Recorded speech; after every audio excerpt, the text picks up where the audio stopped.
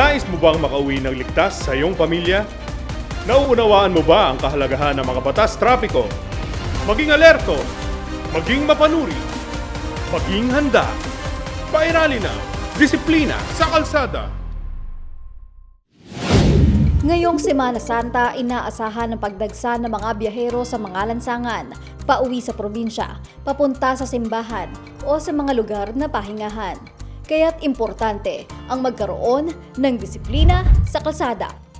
Bago bumiyahe, siguraduhing maayos ang kondisyon ng sasakyan. Ugaliin ang pag-check ng preno, gulong, ilaw at makina. Iwasang magmaneho kung pagod o kulang sa pahinga.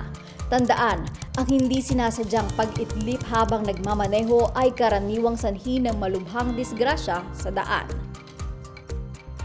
Sumunod sa itinakdang speed limit, magsuot ng seatbelt at huwag gumamit ng cellphone habang nagmamaneho.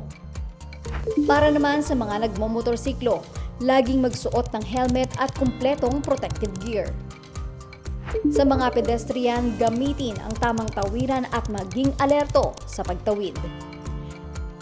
At higit sa lahat, pairalin ang disiplina, maging mapagbigay at magalang sa kalsada. Sa panahon ng pagninilay at paglalakbay, dalangin namin ang inyong kaligtasan. Kapag may disiplina sa kalsada, buhay ay naiingatan. Isang paalala mula sa inyong pamahalaang panlalawigan. Maging alerto, maging mapanuri, maging handa. Pairali na, disiplina sa kalsada.